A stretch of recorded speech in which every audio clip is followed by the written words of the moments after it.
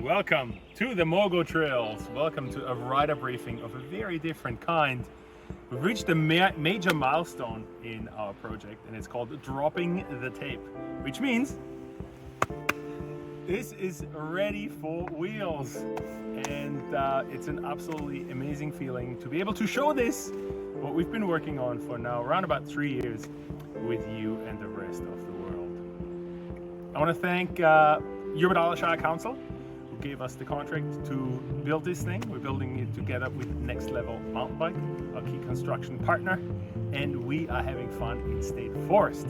So if you see any of these people online, give them a tag and give them a shout out. That goes a long, long way.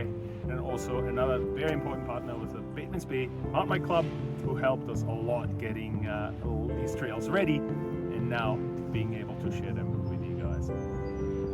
It's a big network. There's a lot of planning that went on, and I try to condense this as quickly as possible. But let's start with your arrival. So we're expecting this is going to be the second weekend where it's open. We're going to expect quite a few people coming down. So very important that you park in a place that's dedicated for it. There's a lot of car parks around. There's three major trailheads. The one is at the Botanic Garden.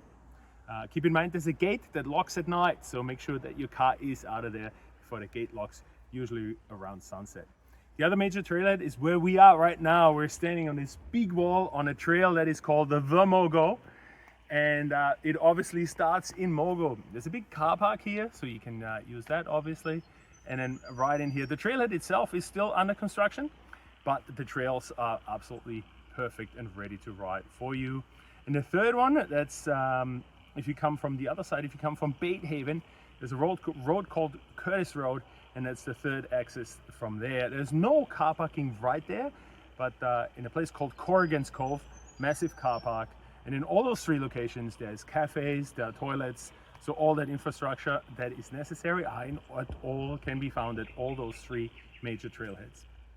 All right, once you come in here, what do? We worked, again, very hard to make sure that navigation through this network, through this complex network, is as easy as possible.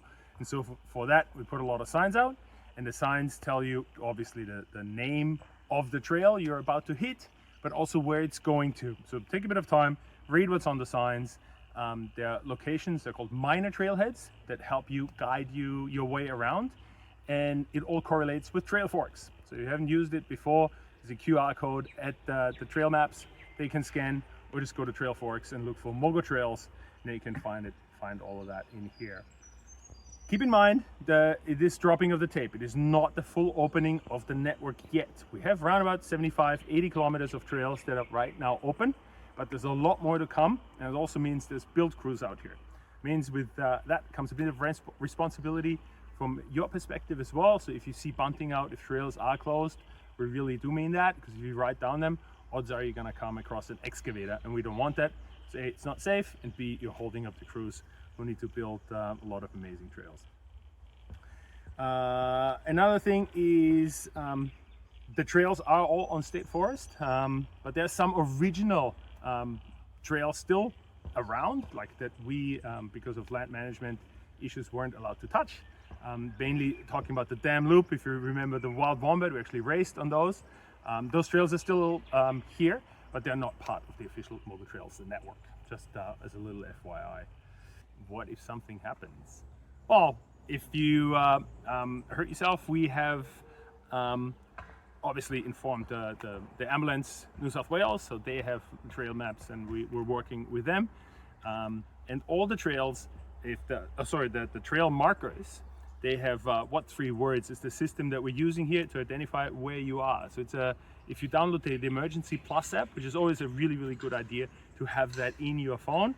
If you get on that, if it shows your location, it gives you 3 words. So these 3 words is what you tell when you call 000.